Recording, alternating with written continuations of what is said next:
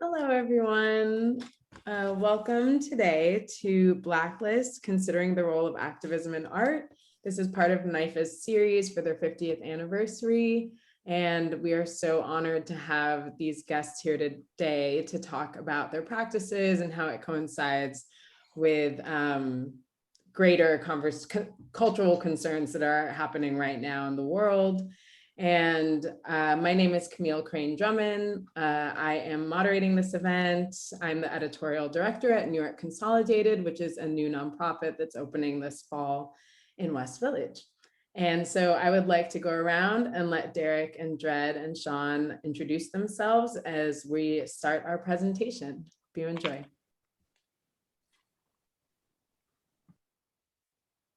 We can go ahead and start with you, Shaun. We'll go in order. Oh, I had a feeling you would choose me. Hi, my name is Shaun Leonardo. I'm an artist. I will be sharing a little bit about both my two-dimensional practice and my socially engaged performance work. I'm also the co-director and an artist at Recess in Brooklyn. I will pass it to Derek. Thanks, Shaun. I'm Derek Fordjour. I'm primarily a painter, but I also do installation work. I do sculpture, some performance. I'm totally a fan of Shaun and Dred. I've had the pleasure of working with Shaun on some social justice work, and I've been infinitely inspired by Dred. And I'm happy to be here with everyone. Very happy about NIFA and Camille as well. And so I guess that means I'm up. I'm Dred Scott. I am a professional troublemaker. I make revolutionary art to propel history forward. I work in a lot of different media. Some of it's community engaged work, some of it's performance, some of it's video, some of it's installation, some of it's photography. But the thing that unites it all is it's all trying to get an audience to sort of reassess a lot of the cohering ideas of American society and often imagine how the world could be radically different and far better. And is, you know, sort of seconding what Derek said. I really appreciate being on a panel with my colleagues. I'm really looking forward to this conversation. They all make really great work. And I also have to say that I'm on the board of NIFA. And so I'm really happy, and thank you both for joining us, and thank you to Camille for moderating. So with that, let's get on with the show. Okay.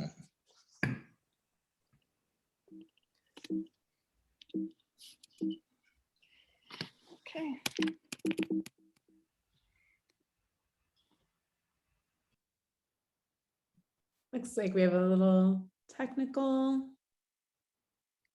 Okay, yes. So before we begin, I also just want to say that was it. Yeah, the brief slide just for the audience. If you have any questions throughout the presentation and conversation, just drop them in the Q&A and we'll kind of filter things out. And after the presentation, we'll have a loose discussion between the artists. And at the end, we will open the floor for questions from the audience. So start thinking about them now.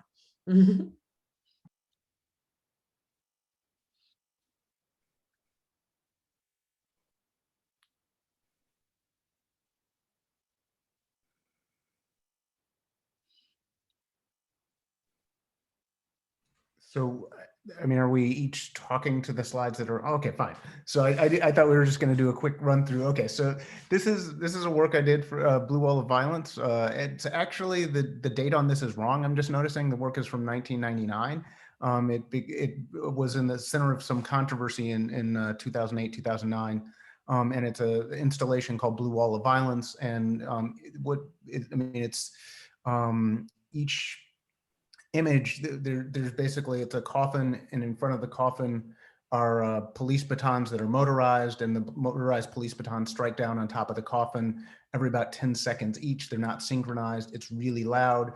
And behind that are targets, and each target has a very, very, very, very dark brown arm, and each arm has some object: house keys, a squirt gun, a wallet, Three Musketeers bar, an empty hand. And above those are dates. And on each of those dates, the police shot somebody, and they later claimed that they thought they had a gun. And can we get the next image or video?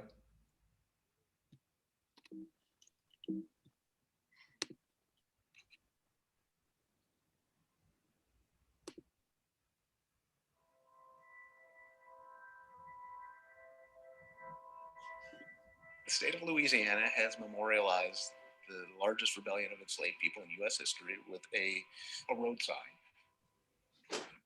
I'm glad that there is a sign that marks it, but I also think that to mark this most magnificent event with a sign and a traffic island, by the side of a highway, that's crazy. Other people have tried to sort of mark this event, often focusing on the brutality and the suppression of the rebellion. And what I'm interested in is the liberatory aspects of the people who are fighting to free themselves.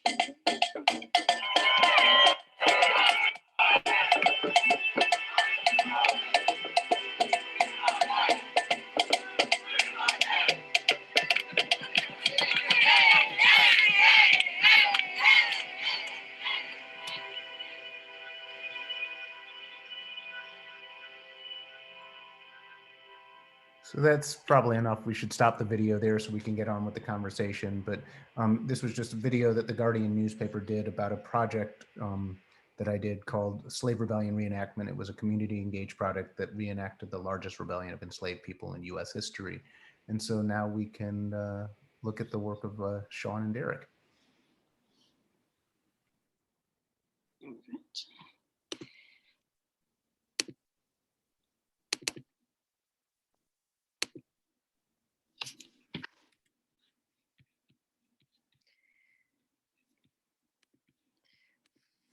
Forgive me.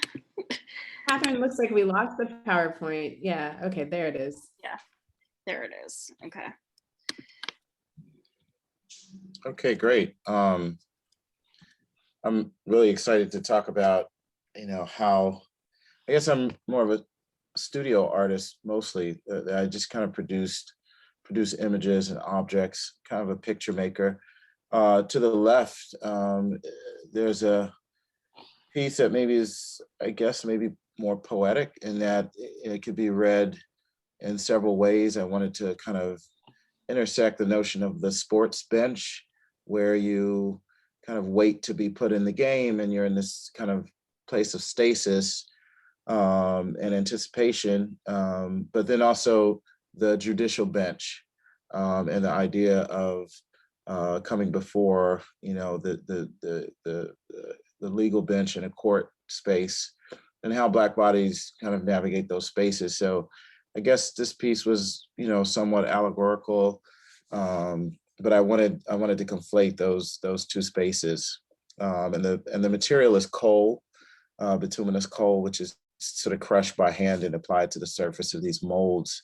And I really think a lot about seriality. The molds are really, this question of individuation and what happens with a kind of involuntary grouping, into categories that can be, that can really have grave consequences, so that's what that piece on the left was. Haberdashery on the right really, is about vulnerability, which I think all of my work really deals with this idea of feeling vulnerable as an artist within a kind of larger ecosystem, but then also as a Black man in the world. And the central figure here is not wearing clothes, but also potentially in a position of, power and being catered to. But his body sort of being handled or measured has some evocation of, an auction block and those kinds of histories. But now he's, kind of the customer and the person in charge, but this feeling of vulnerability persists, which is probably a bit of a self-portrait. I think I am and maybe all of our work to some degree does that. But I'm interested in how my own personal experience can amplify the experiences of others, and then, hopefully have some kind of broader social resonance as well. So I'll talk about my strategies as they relate to the work of Dred and Shaun. I look forward to that, but this is just kind of a sampling of what I do.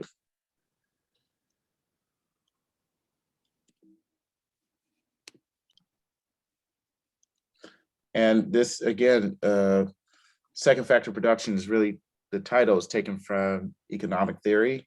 second factor production is really labor. And so here, one of the kind of tropes that return in my work are the Black jockey, and largely because the Black jockey was removed from the sport of horse racing at the turn of the century, really in response to Jim Crow, and never to return again.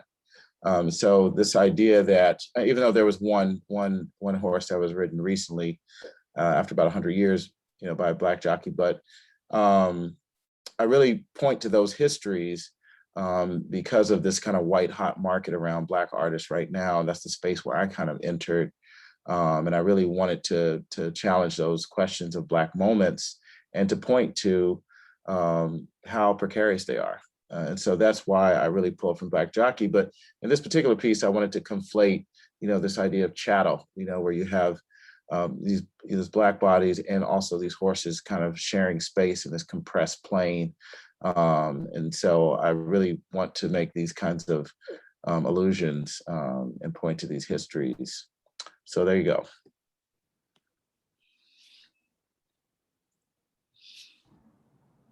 Wonderful. Now you can go ahead, Shaun. Thank you, Camille, and thank you, Brother Derek, for passing it off. And also thank you, Dred, for the invitation to be in conversation with both of you and your work. I'm presenting to you here just one drawing of a much larger series that's currently on view at the Bronx Museum, which traces historical state-sanctioned violence against Black and brown human beings, namely police violence. But this drawing here being one of the few for which I did not pull from visual evidence because there was none.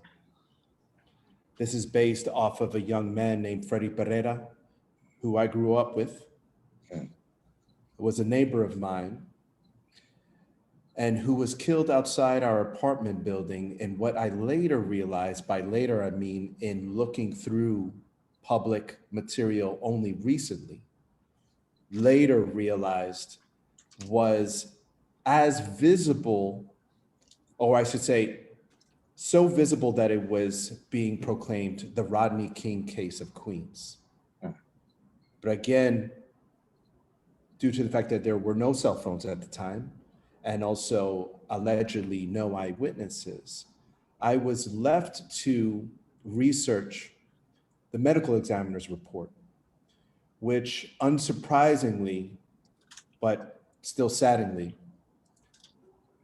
sounded or read identical to what had occurred to George Floyd. So much so that 2 years after this drawing was made, a number of folks recalled this image in an attempt to gather meaning around what they were experiencing with the execution of George Floyd. And I use my language intentionally here.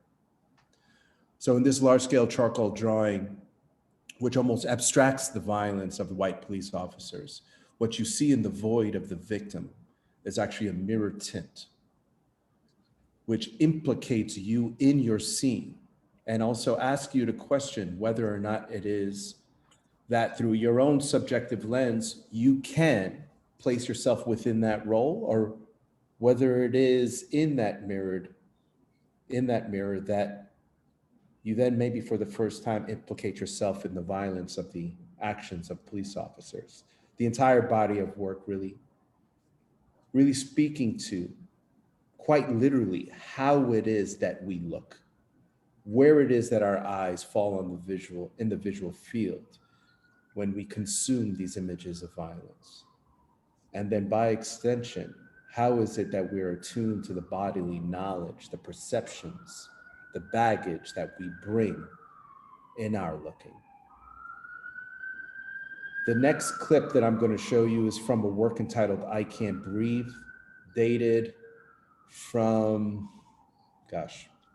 following the murder of Eric Garner, which then continued and progressed for the next 4 years. And the clip that you're about to see is a minute in which I transition from a workshop format in which participants agree to be involved in what they believe to be a self-defense course. then transitioning into more of a performative moment, a composition, if you will. This moment being the maneuver in which I speak directly to police violence and the hold, which the NYPD refuses to call a chokehold, and the impossibilities of Eric Garner or anyone else really saving themselves from this maneuver. Go ahead and play, please. What I can do as quickly as possible is with both hands, try to relieve as much pressure as possible and tuck my chin. If I get him off of my neck, I give myself a chance to survive. Now you will be taken down. There's nothing I can teach you right now that will prevent you from being thrown to the ground. Close your eyes right now, all of you, and just realize that you will hit the floor. This person is going to take you down. Just understand that. It is going to happen. And try to keep your composure.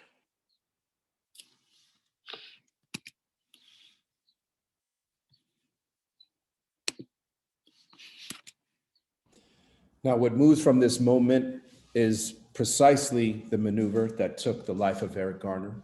And as I said earlier, when describing my hopes and my motives for the drawing work, for the two-dimensional work, what I am hoping to instigate and question, again, is the embodied knowledge that we bring to a situation, to a tragedy, and also the ways in which, without closer examination, without a situation in which we are forced to be within the tragedy,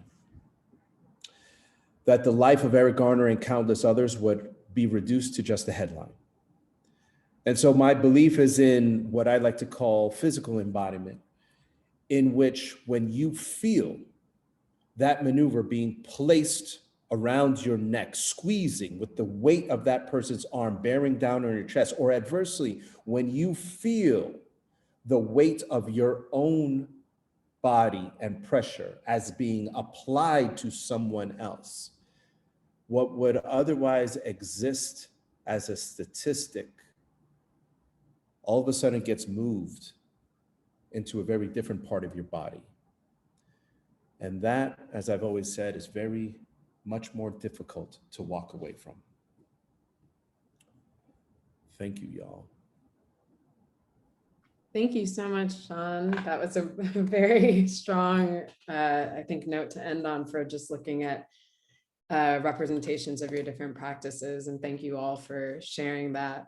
I guess I know that, you know, there have been so much conversation leading up to this event about like the different entry points for talking about this topic, and just thinking about the ways that activism or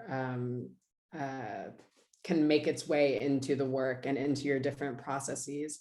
I think something that I was really struck by in hearing from all of you that I realized is that you all are kind of have this relationship with the viewer that's all very, whether it's through a tactile materiality in the works that you're making, where that's an entry point for them, or whether it's a participatory entry point, where they're, you know, being invited into dialogue or being invited into placing themselves within, you know, within the different works that you've created, and locating kind of what their role is, what the viewer's role is in the work. And I just thought maybe that's a good place to start talking. Maybe that would be a good entry point, just because it seems like you're all doing it, but I'll let you take the floor for discussion, and we're so excited to hear from you. Yeah, I mean, I think about viewer a lot. I mean, from my earliest work, I was doing installations for audience participation where I really wanted to shift the responsibility from the audience just looking passively at work to actually being involved in it in some way. And as a means of having sort of socially engaged or political work that wasn't something that people could just dismiss or agree with. You know, there was a lot of really great work that I felt that if, you know, you agreed with the perspective of the artist, you'd say, yeah, thumbs up. And if you didn't, you'd walk away. And I wanted work that people could say, I hate this work and here's why it's screwed up, or I really love this and this is a different insight to what the question that the artist has prompted. And up through something like Slave Rebellion Reenactment, which was 2019, that where, you know, it brought sort of an army of the enslaved. It teleported us through time from from 1811 into our present. But then if you were going home in Laplace or in Norco or just driving to see something in New Orleans where we got to the city, there were 350 armed Black and Indigenous people with prop weapons saying, on to New Orleans, freedom or death, we're gonna end slavery, join us. And so that placing the audience, an expecting or unexpecting audience in relation to that is really important. And so I think, you know, when Shaun is talking about what does it mean to have somebody put you in a chokehold or you to put somebody in a chokehold and how that feels in your body is a different relationship with a lot of, you know, a lot of work. Or even, you know, with Derek, I mean, it's not, I think, and I want to hear how you talk about, because one of the things that I thought was really interesting in the pieces that we showed, we each basically had stand-ins for bodies. With Shaun, there was a mirrored image. With Derek, you had these, you know, jockeys that were kind of removed. And for me, there were these targets. And, you know, I really, that question of how the audience then positions themselves into the removal of a body is really interesting. So Derek, I would love to hear you talk about that. And you're muted. Sorry, yes. Jared, that's a really great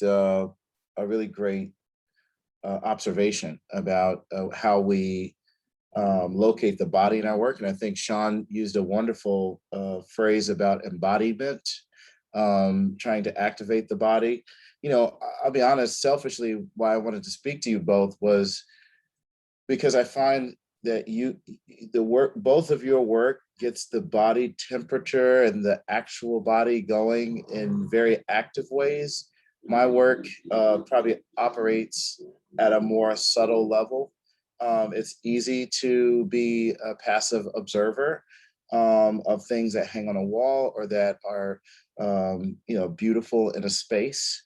And I think I wanted to know from you guys what you thought about work that operates at that pace. What do you, could I be doing more?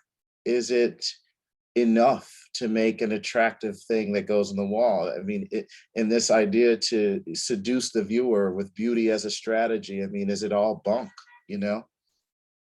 Dude, you took us to church when we went to your show at Pencil in November.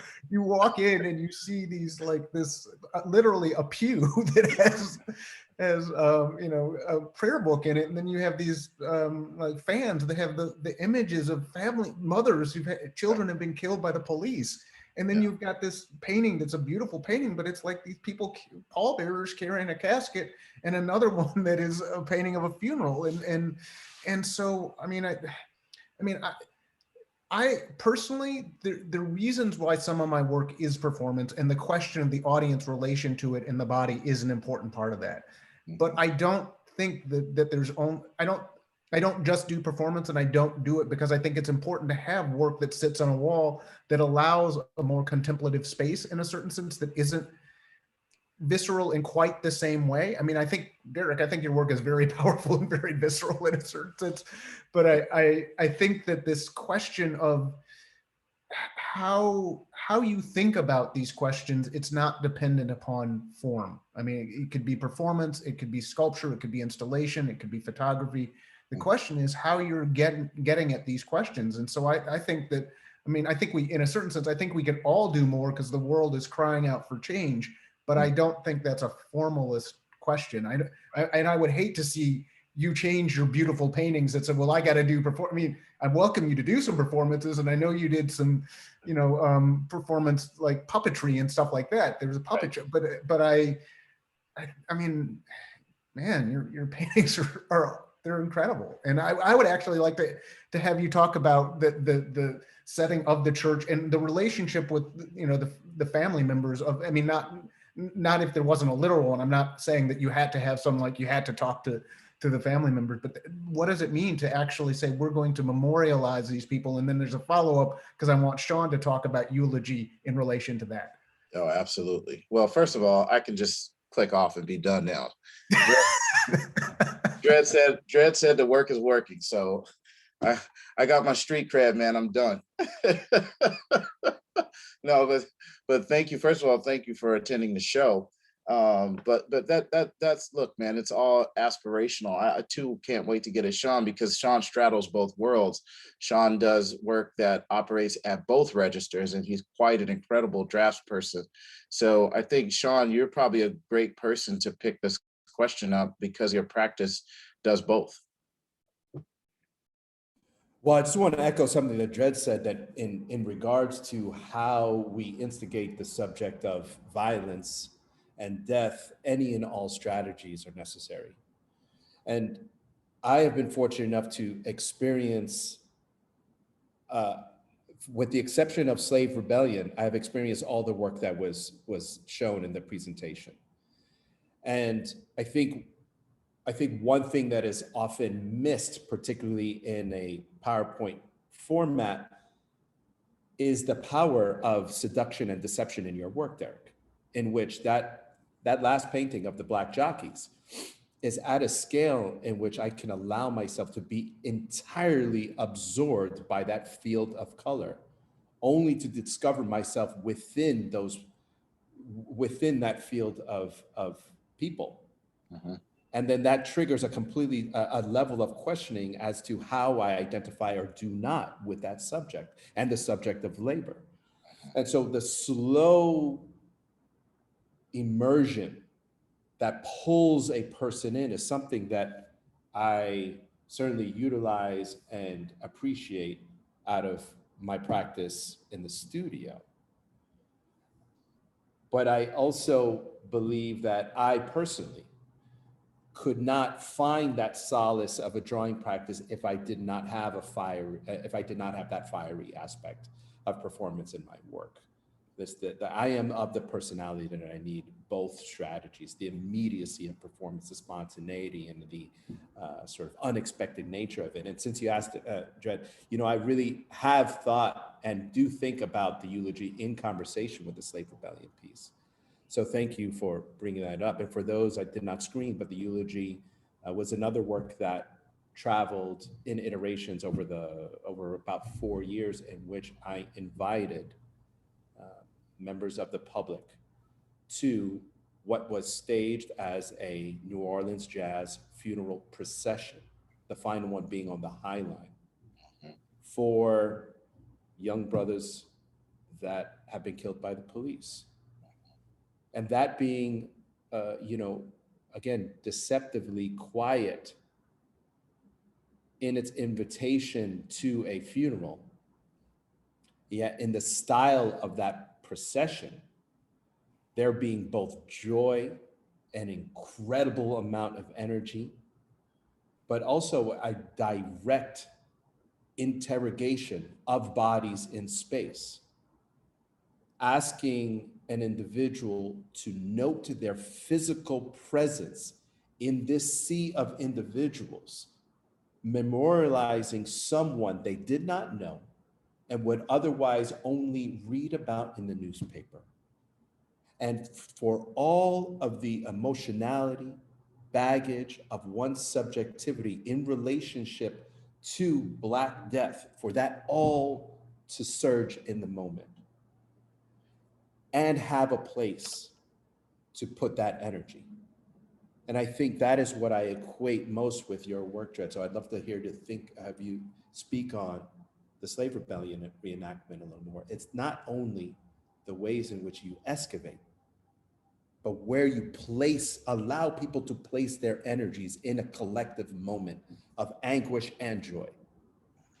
Yeah, slave rebellion reenactment. I mean, thank you. I mean, I think that, you know,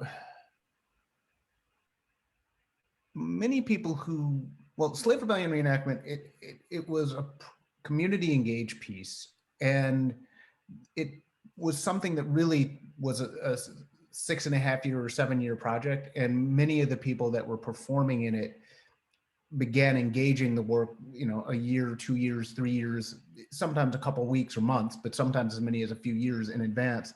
And there's all this thing that an outside audience isn't seeing. And so there is a point where some of the audience are actually performers and is the community. And there's things going on beyond just the 2-day sort of procession that's important to see. But then there is this 2-day kind of procession that we marched on in the path that this rebellion in 1811 happened over the course of 2 days, covering 24 miles. And, you know, outside observers were seeing it. I think certainly the people that were participants, but also the observers, there was a real question of joy. This was not a project about slavery, and shifting the question from this trauma, I mean, and presenting it at a time when there is increasing conversation of Black death, to actually people fighting to free themselves and having the self-determination capacity to do that.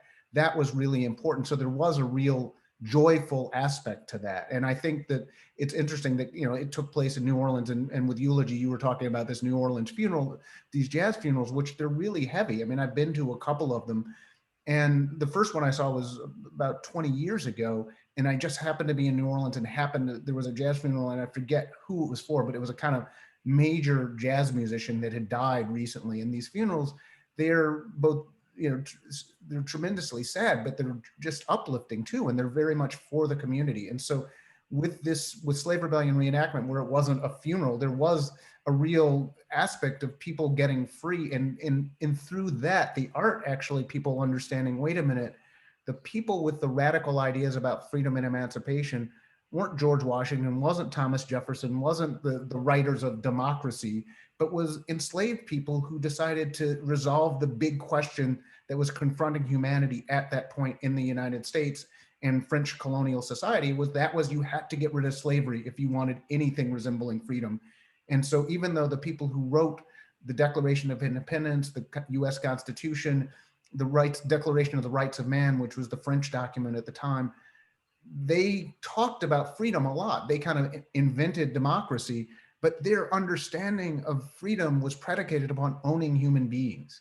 And the enslaved were like, no, actually, this freedom thing is kind of good, and it applies to us. We're humans, and we're going to do something about that. We're not going to wait for freedom to be handed to us. We're going to overthrow the system of enslavement and set up a society that didn't have freedom, didn't have slavery at its root. And so the performance was actually people performing that freedom, but in the present, and not just saying, okay, we're just trying to trace back to the past, but we're trying to be ambassadors of freedom now. And that's going forward. And so, you know, I think this question of, it comes back to some of what we started in the conversation with Shaun. You were talking about the embodiment, the feeling it is really, really important. And so, but I think this question of joy is sort of really important. So that's actually where I want to come to Derek, because a lot of your painting, I mean, you have sort of marching bands and swimmers and performers and magicians. And there's a lot of ways, I mean, I was thinking about some of it and thinking of sort of HBCUs and how some of the marching bands are important there. And even thinking about Beyonce's Homecoming film, which, you know, I think is actually a really interesting film, and actually talking about some of the things in a weird way we're talking about. But I want to talk about this sort of like this, you know, in a certain sense, Black excellence, that and even just more pedestrian thing. I mean, because I know your jockeys are like kind of twofold or multi-layered, but there is a way, you know, you've got swimmers, and it's like at a time when people say, well, Black people don't swim, you've got these, you know, Black swimmers, you've got these, you know, you've got this jockey who's both I mean, he's like on an auction block, but also he's the one hiring out. And I want to talk about this question of joy and excellence, but within this context of trauma on Black people. Yeah, absolutely. It's beautiful to hear both of you speak about the work, because the more I listen, I realize, and I wrote down two things that we all do use as strategies in our work. One is the theatrical, that especially the both of you, Shaun, I watched the eulogy you did in LA, and he had on this white tuxedo, and he was raised up above. And Shaun has this, as a performer, he can really dramatize a moment, and he really became this kind of archetypal like minister throughout time that was summoning the crowd and really became this almost ringmaster also, right? And then you, Dred, one of your pieces I absolutely loved and have stayed under that you might not even know was a man was lynched yesterday, the flag that Jack put up. But just having seen that, on I guess Fifth Avenue or whenever the NAACP's office, had that early 20th century, and for you to, it's such a simple gesture. It was one of those artworks where you're like, man, it's like the idea is just like, I wish I could think of that. It was so like obvious, but there's a theatricality and a seduction. Even the costumes of the performers in the slave rebellion is attractive.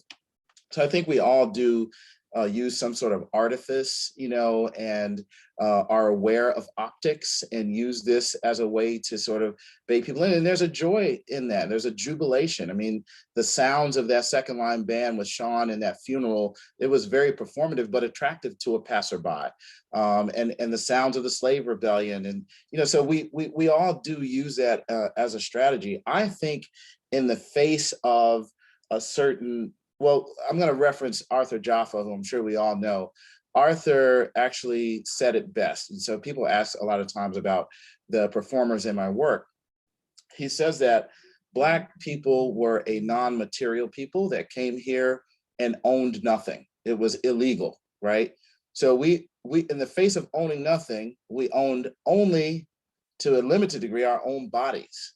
And so he has this notion that Black genius rests in the body, that turning the body into raw capital and trying to sort of realize a profit from mastering your own body, be that in singing, dancing, performing, if you're busking, athletic ability. And so in my performers, there is both the attraction to and fascination with Black bodies and Black athleticism, but also the desperation of trying to convert through catalytic means one's own body into a profit generating center, which is why I use coal in my sculptures, because that symbol of being a raw, inexpensive material that can then be pressurized and put into a system to generate profit then becomes a stand-in for Black labor around the world. So I just wanted to kind of share those ideas, but I think we're all using kind of theatricality, and also history is something that we use in our work. So I'll open the floor up there. I want to jump in here real quick, Eric, because this idea of mastery of the body, I want to stay on this for a second. And I really thank you. Thank you for bringing that up and providing some of the ways in which we can connect the dots. When I think about I Can't Breathe in particular, the ways in which the viewing of Eric Garner's killing can be so unsettling and destabilizing that it lodges itself within our psyche and body. But as a practiced fighter, I understood for myself that there was a way in which that trauma and fear could be utilized as fuel, which I love to equate as this mastery of the body, because there are certain narratives, certain experiences, particularly in connected to trauma, that can't be released in verbal form. And when you, so instead, when you grapple with that trauma, that takes the form of fear. Through your body, there's a freeing effect that is unleashed. And so with the I Can't Breathe piece, what really captures a catch-22.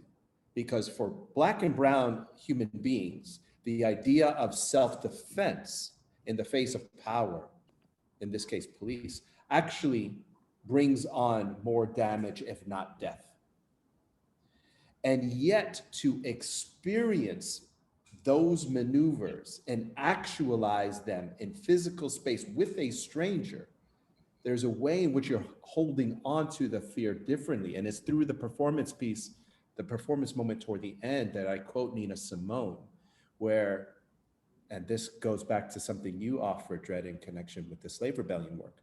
She says, as extracted from an interview, "You want to know what freedom means to me? No fear."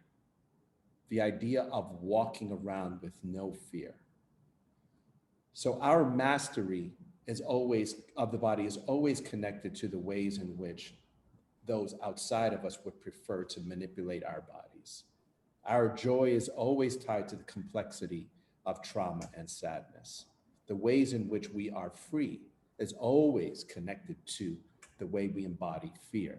But there's something that can be, we can move through all those things to achieve what, you know, Ta-Nehisi Coates calls the beautiful struggle. We can still live full lives with the complexity of all those things overlapped, you know. I love that, Shaun. This, you know, I'm reminded of a book, The Body Keeps the Score, Brain, Mind, and Body and Healing and Trauma. Super influential to my practice. I'm sure, right? So that's, but then also, as Dred mentioned earlier, the bodily presence in the work. To me, the figures in my paintings are also evidence of those histories, because that sort of generational trauma, that generational sort of bodily genius is still present, right? In bodies contemporaneously, right? So I love the Freddie Pereira piece, because that's a contemporary history that might go back, what, 20 years, 25, maybe 30, and how that lines up with what we're experiencing today. On my walk this morning in Harlem, I saw these two kind of lino cuts, one of Fred Hampton and another one of George Floyd. And they were both kind of in this kind of like iconic, heroic space, but the way that it also conflates time and a certain kind of tragedy that has the exact same DNA, it always makes me think about future. So I just talked about history. Let's talk about futurity and the way that you guys, your work has to be preserved. Of course, everybody can't see the slave rebellion. Everybody can't see geology. Everybody can't take a workshop. So then these things become documents, the recording of them, and that has a life. How do you both think about the future impact of your work or documenting performances, and how future audiences, more people arguably than participated, will consume them? Yeah, that's actually a really important thing for performance artists to consider and think about. And it's, you know, sometimes I present my performances as still photography, because I think that's a way that a museum or gallery audience can have greater access than if they saw video. And sometimes I do video and sometimes I do both.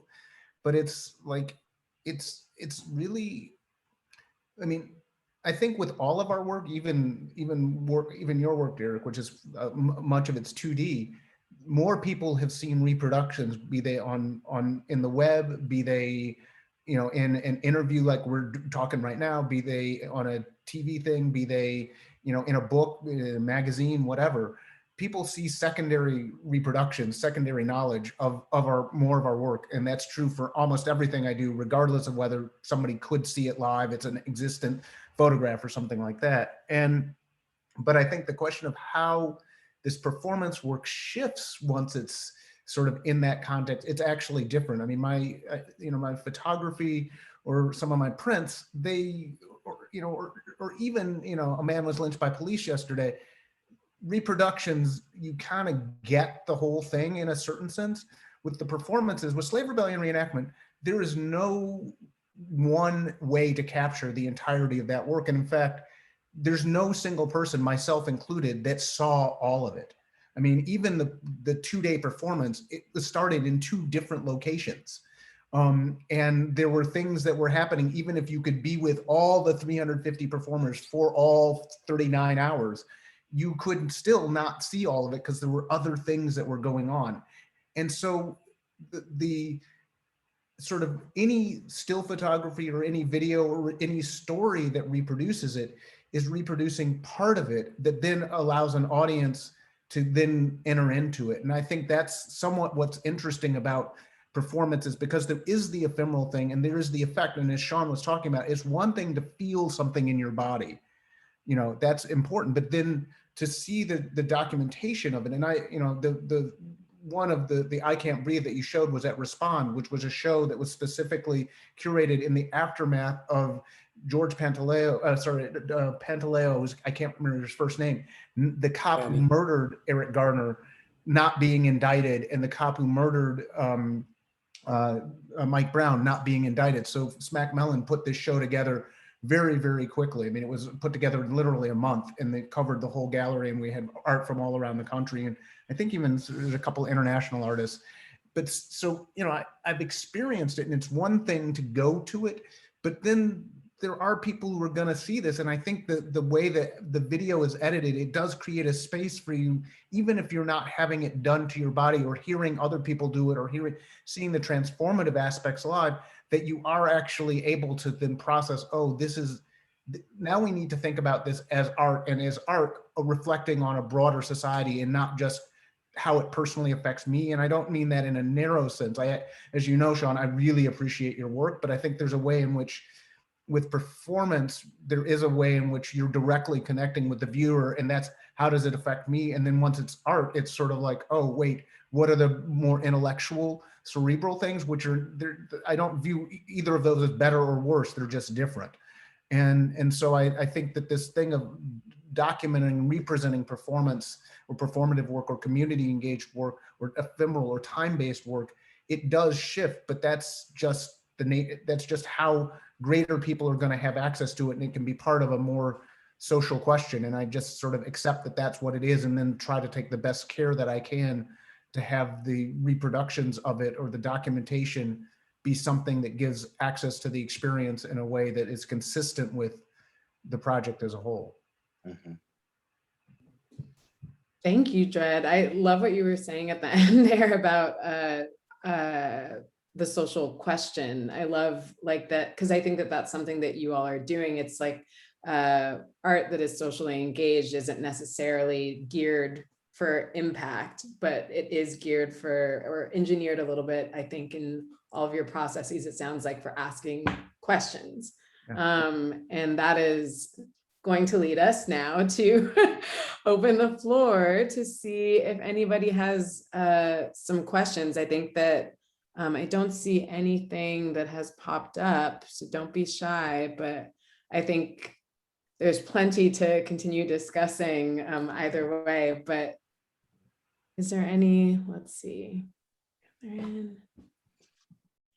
Well, we I'll can say, while we're encouraging the audience to ask some questions, go ahead. I want to shift in a different, because one thing I want to know is both Derek and Shaun, you use sports a lot. There are a lot of sports people in your work, different sport. I want, and it's like, and I happen not to, even though I like some sports a lot, but I want, no, I mean, it's just, but it's actually a really an interesting facet of each of your works. I want to know more why, and I really like this, but tell me why, and please, audience, ask some questions. But for now, Derek and Shaun, talk about sports in your work. Yeah.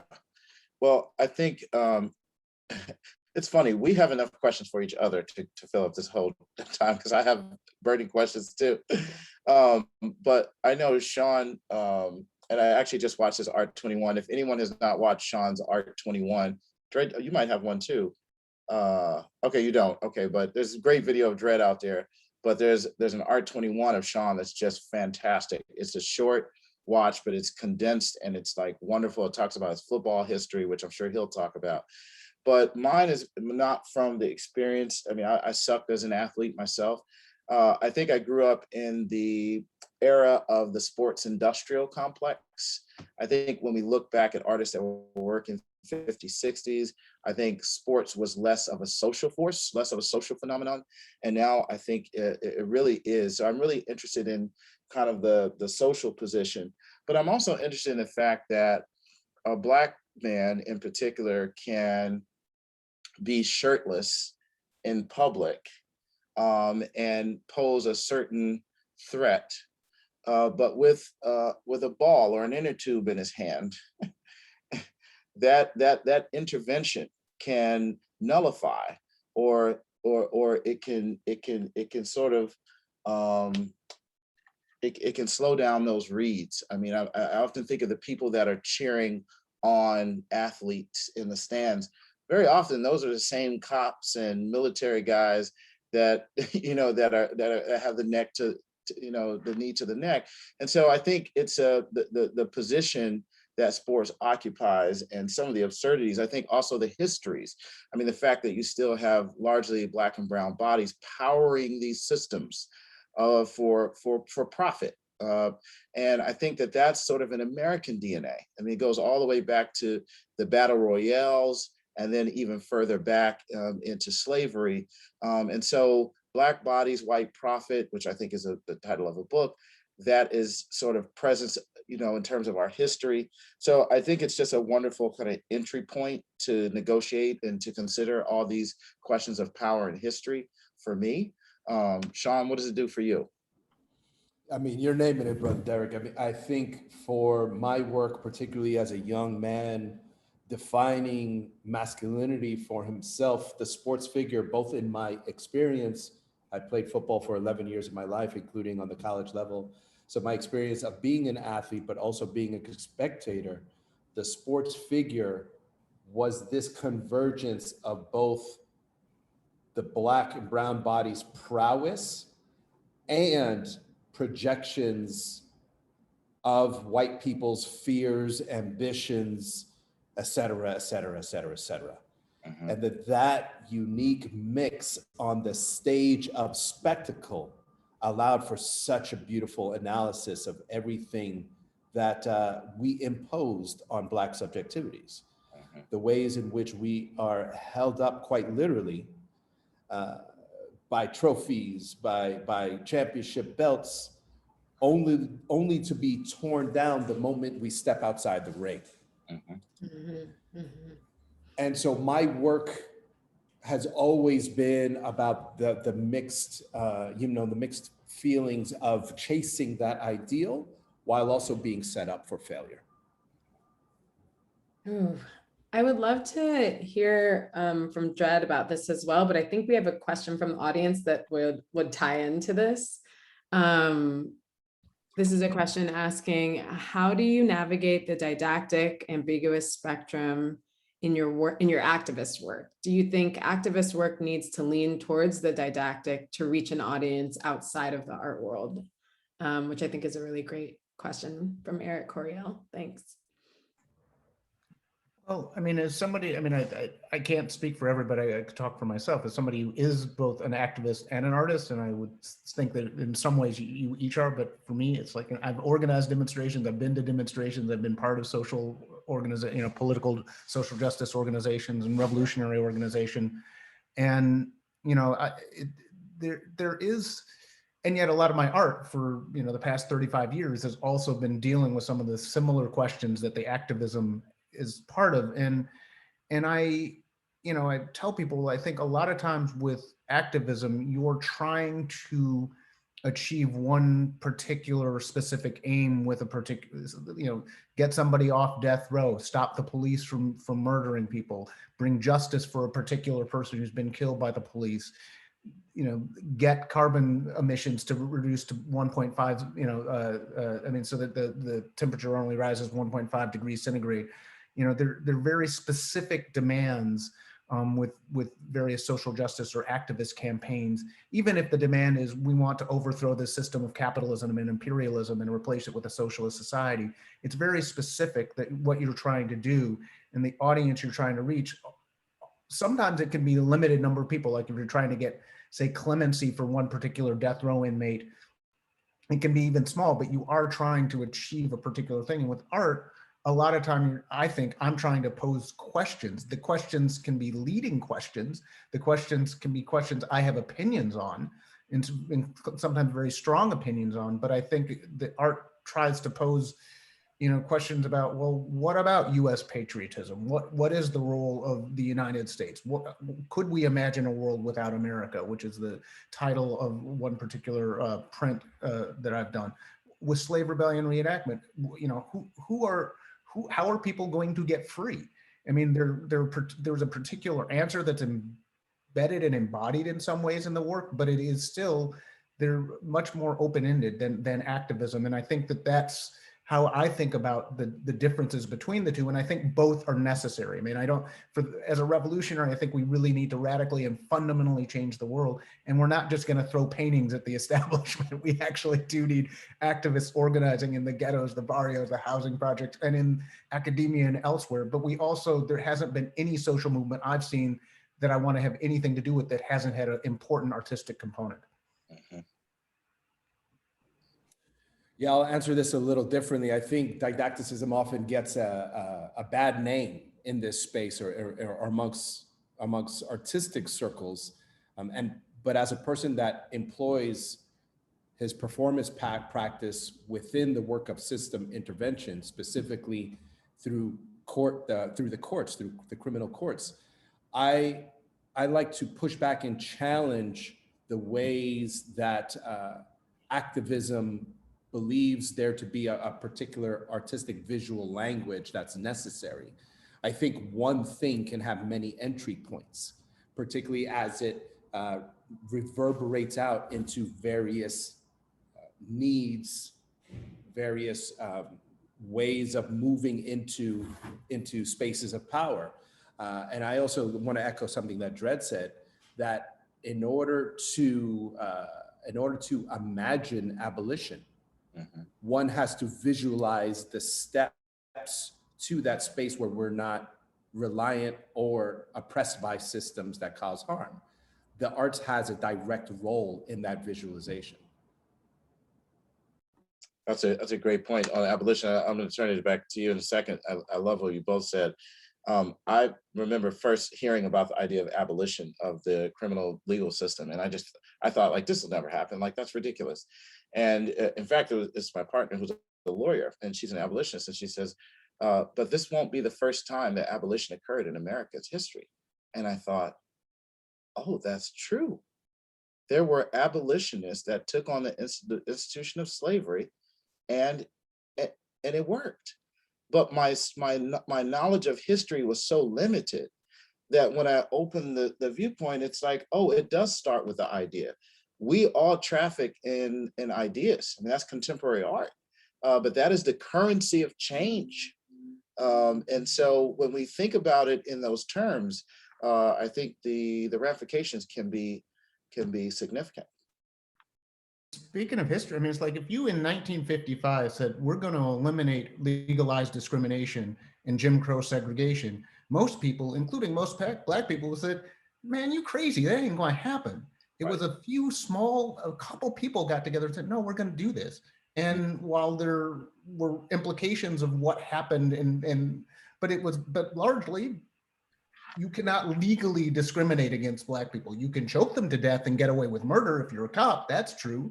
Right. You can, run for office after pointing a gun at Black people. That's true. But you can't straight up legally discriminate people, except through the court system. I mean, there are ways in which it is, but the ways in which Jim Crow segregation, you can't like tell a Black person coming into your store in a Woolworths, no, you got to go in the back, but it was a few small people who then fought like hell, including some people died to get that justice. Yeah. But I do think that visioning is really important, both for activists and for artists. Thank you for that. I'm not sure how we are on time, but we have two really great questions that I would love to run through. And I feel like we're fine on time. Thank you all for being in dialogue. We have a couple of questions that are related, and so I wanted to kind of group them together here. Let's see, this question relates to activism in museum spaces. Do any of you take issue with your works being in the collection of major museums with colonial origins? What are your thoughts on integrating permanent collections? And then we have a related question that where an attendee was asking, what does racial justice look like in permanent collections rather than in exhibitions? So let's talk. I mean, I think I want to jump out at that. I mean, you know, I think when I went to Morehouse College, and I didn't learn a ton there about how to make a painting, but I learned a tremendous amount around the legacy of African American artists, which starts in this country in slavery. Fashioning gourds into banjos, and blacksmithing, and furniture making. You go to Savannah and you go to Charleston, you still see the handiwork of craftspeople, painters that painted white families. When you consider that entire lineage up through the 20th century, and you consider the scale of exclusion of the contributions of particularly African American artists, and of course, other marginalized groups, I feel very comfortable with my work and the work of my colleagues finding a place in museum collections. In fact, most museums could only collect BIPOC artists for the next 10 years, and they would still have work to do. So these are the windows to the public. I don't think about, and the truth is, if I wanted to exist free of a colonial legacy, I should just leave the country. But the truth is, even when I leave the country, I'm going to run into a colonial legacy somewhere else. The nature of history is accumulative. Our job right now is to, with what we know to be true and just, to do our best. And part of that is that artists will make their works available to the public and not make their way more difficult. The museums have that space, they have those audiences. And so we have to work within the system to some degree, in my opinion. Yeah, I think if we're going to get away from colonialism, we're going to have to join Sun Ra on Saturn. I mean, I don't think we're going to escape it on Earth. Right. And I'm actually working on that. We're going to set up a Black Starliner, and y'all can have the front row seats, because this world is not doing too good right now. But no, I mean, I think that the thing is, it's like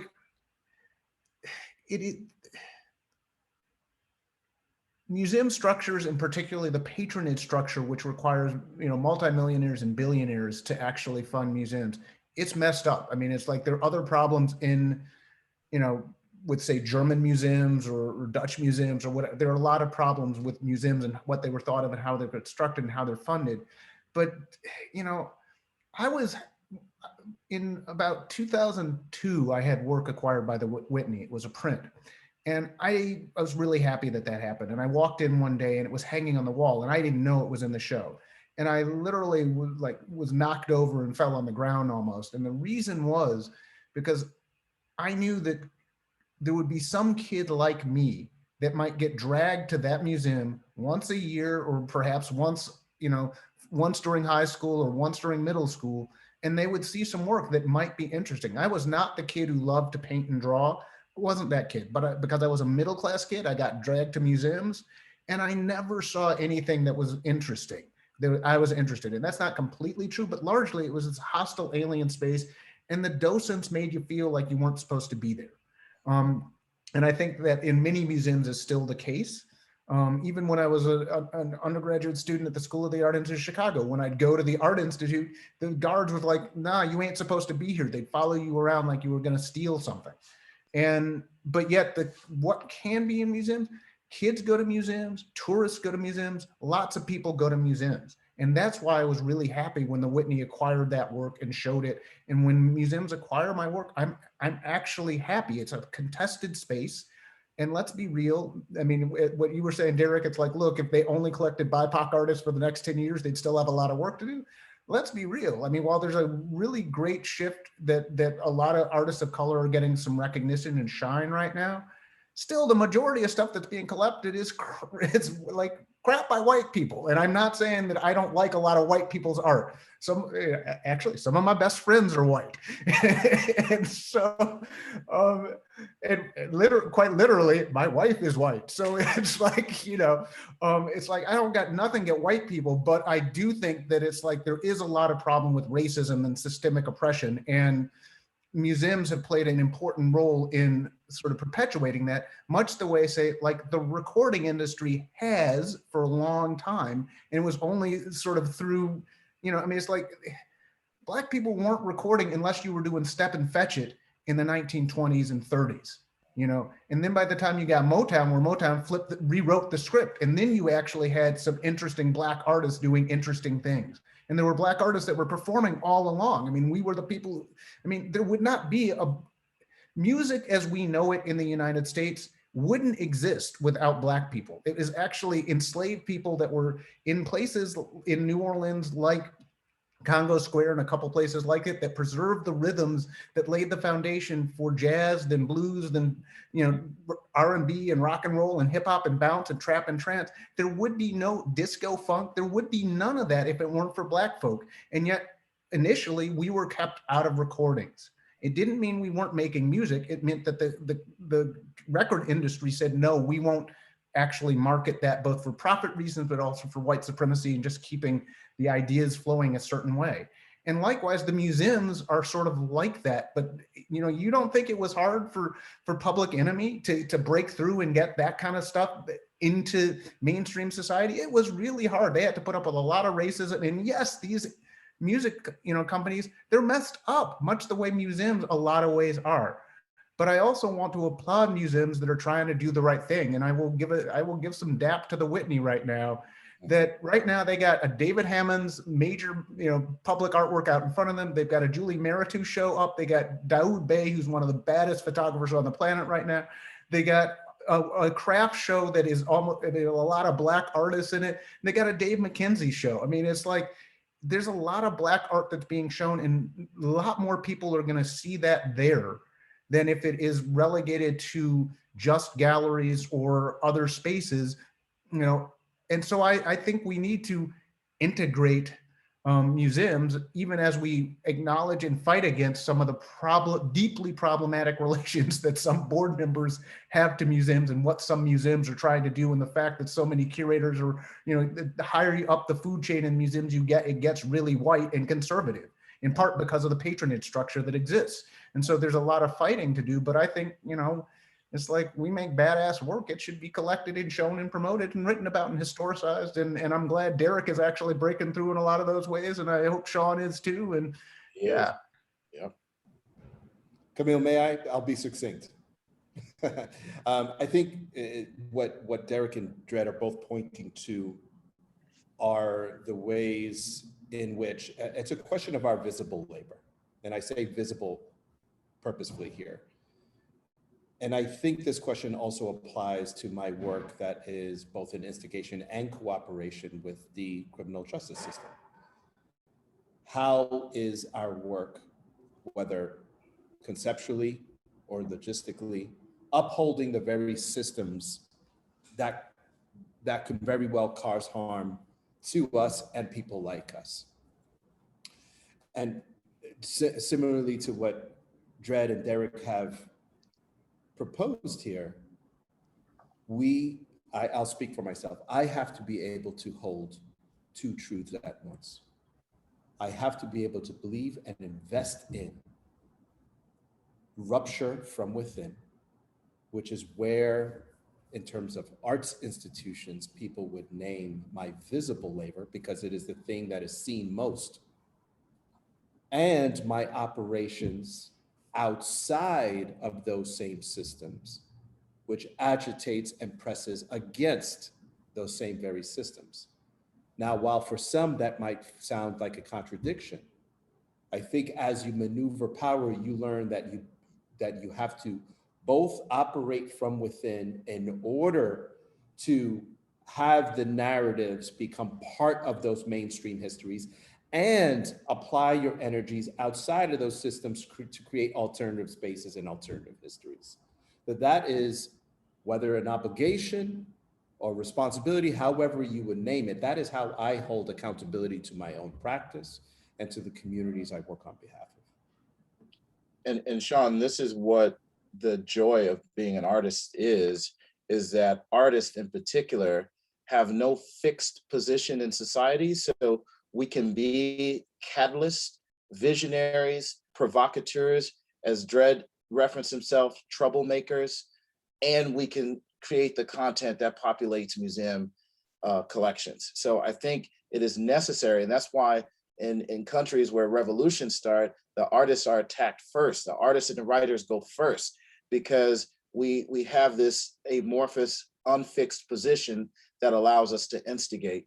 But I fully, Well said, co-sign brother. what you both said. And I just want to say also that what Shaun was pointing to, we have to create alternative structures outside of, but also we need to change the system, because the point of, it's not about the museums in the abstract. This system is oppressive and exploitative, and we actually have to get a different system if we want to actually be free. And the art hopefully can and should be part of that, both shown in museums and outside of museums.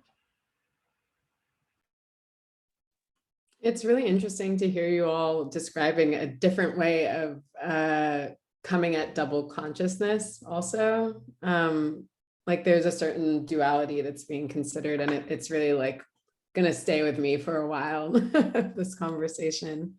I think we have time for one more question and maybe another, but we have a question from Whitney Stevens. I think this is like a great question for thinking about care and aftercare of the work that you all do, because it is really like intensive in terms of mining, your own self and terms of like embodiment, but also like, yeah, I don't know. It's, a lot of labor, it's a lot of emotional labor, and it can become really taxing. But Whitney Stevens was asking, you're each taking a lot on your shoulders in terms of responsibility to drive change. Who do you look to, lean on to support you through this?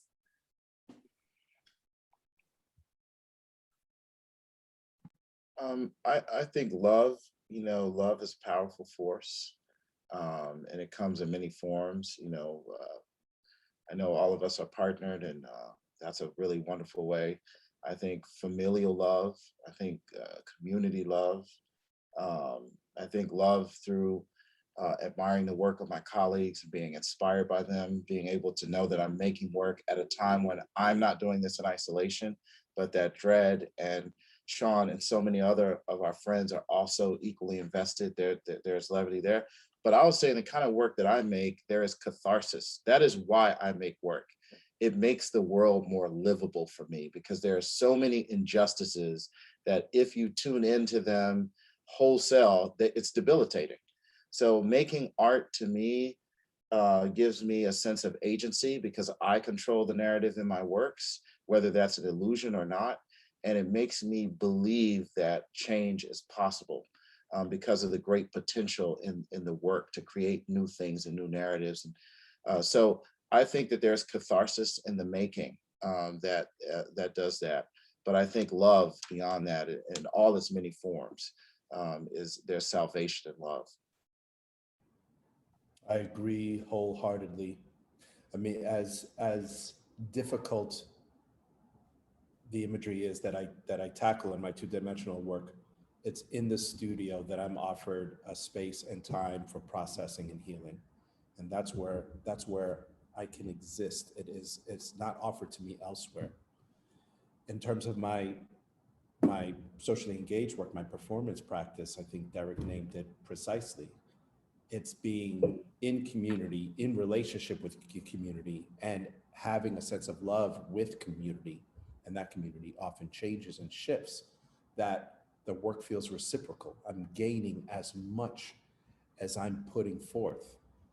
And I will also say, pointing back to the last question, that I feel fortunate on behalf of myself and Derek and Dred and all the other folks that are in our circle of friends and practitioners, that once you get to a particular stage in your career, and I'll speak for myself, I can move knowing how to be in relationship with institutions that are less extractive.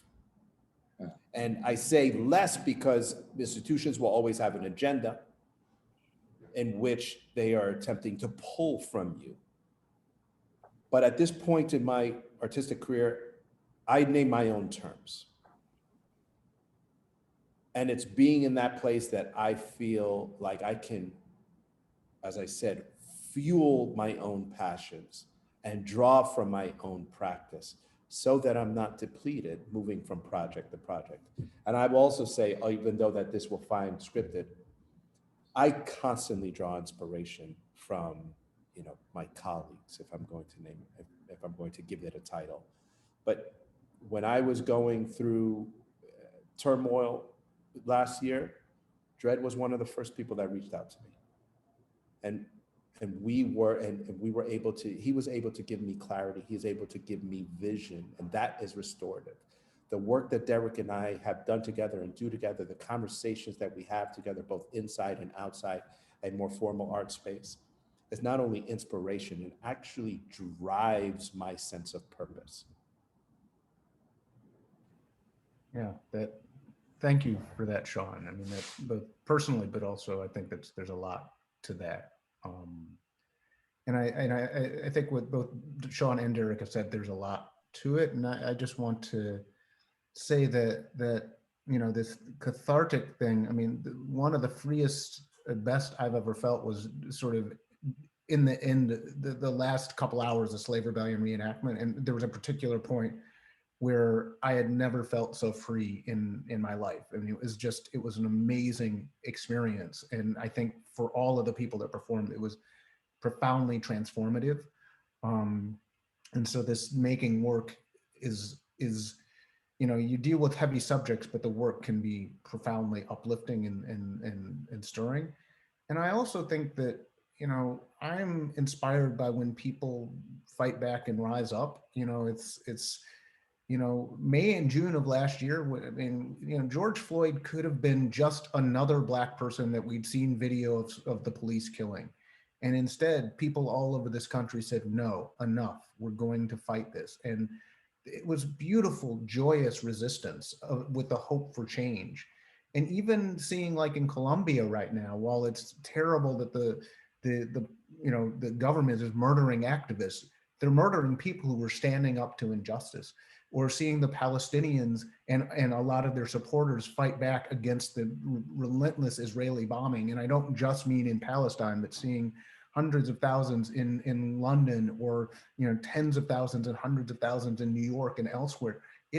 Those things bring a lot of heart. It doesn't change how traumatic this world is. I mean, we mentioned Arthur Jaffa earlier. Love is the message is death is a powerful, powerful work. And I saw it recently again at the New Museum in a really good show.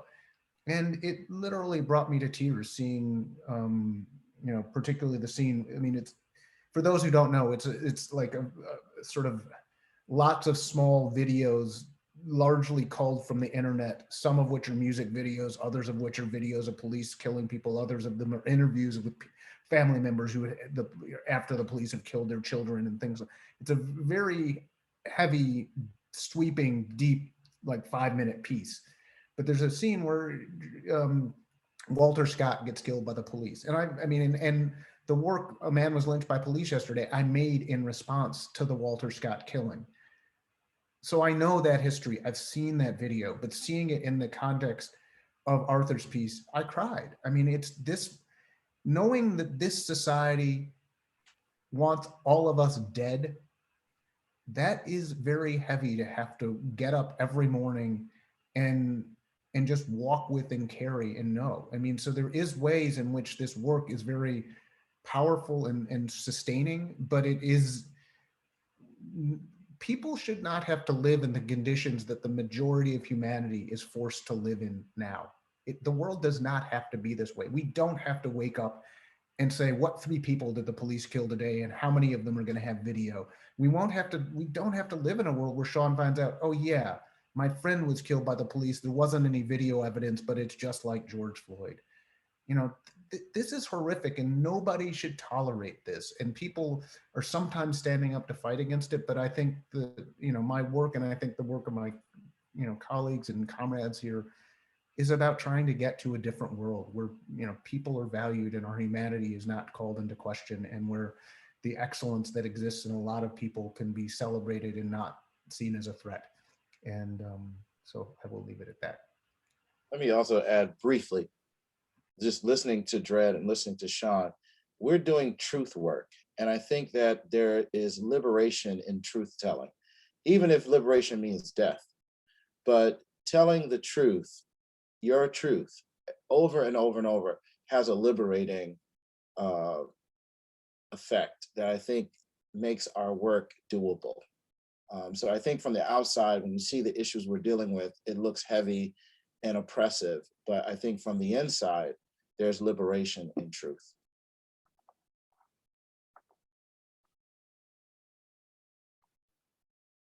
That's beautiful, Derek.